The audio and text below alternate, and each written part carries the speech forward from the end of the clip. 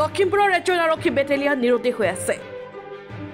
কৰ্তব্যৰত অৱস্থাৰ পৰা নিৰুদ্দেশ হৈ আছে অসম আৰক্ষী বেটেলিয়ানৰ জোৱানজনৰ নাম ৰত্নেশ্বৰ দত্ত। 15 নম্বৰ অসম আৰক্ষী বেটেলিয়ানৰ 17 নং প্লাটুনৰ হাবিলদাৰ ৰত্নেশ্বৰ দত্ত। ৰত্নেশ্বৰ দত্তৰ ঘৰ পানীগাঁও আৰক্ষী থানাৰ অন্তৰ্গত মাউতগাঁৱত। কৰিমগঞ্জৰ 15 নং বেটেলিয়ানৰ হেডকোৱাৰ্টাৰ ইয়ালিগুণৰ পৰা যোৱা 7 মাৰ্চৰ পৰা নিৰুদ্দেশ হৈ আছে। তেখেতে বেটেলিয়ানৰ হাবিলদাৰ কৰ্মৰত অৱস্থাৰ পৰা তেখেতে যোৱা 4 তাৰিখে যোগদান কৰাৰ পিছত 7 তাৰিখে তেখেতৰ প্লাটুনৰ পৰা জনাইছে তেখেতে কৰ্মস্থলীত নাই আৰু তেতিয়াৰ পৰা বিচাৰ খোচা কৰি থকা হৈছে।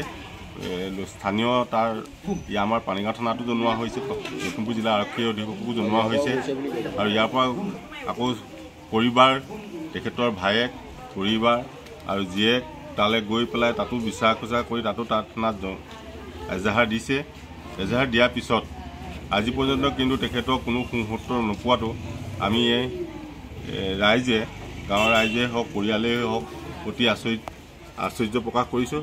ইয়াত কিবা যিহেতু পুলিচৰ কৰ্মচাৰী, পুলিচে যদি তেখেতক বিচাৰি উলিয়াই দিব নোৱাৰে, তাৰ কাৰণে আমি বহুত চিন্তিত। সেয়েহে আমি অসমৰ এজন মুখ্যমন্ত্ৰী, তেখেত সকলোৱে জানে দক্ষ এজন মুখ্যমন্ত্ৰী, তেখেতৰ হাততে গৃহ বিভাগ আছে, গতিকে তেখেতে এটা সুব্যৱস্থা অতি সোনকালে জৰুৰীভাৱে যাতে কৰি এই পৰিয়ালটোক উদ্ধাৰ কৰি দিয়ে, তাৰ কাৰণে আমি অনুৰোধ জনাইছোঁ।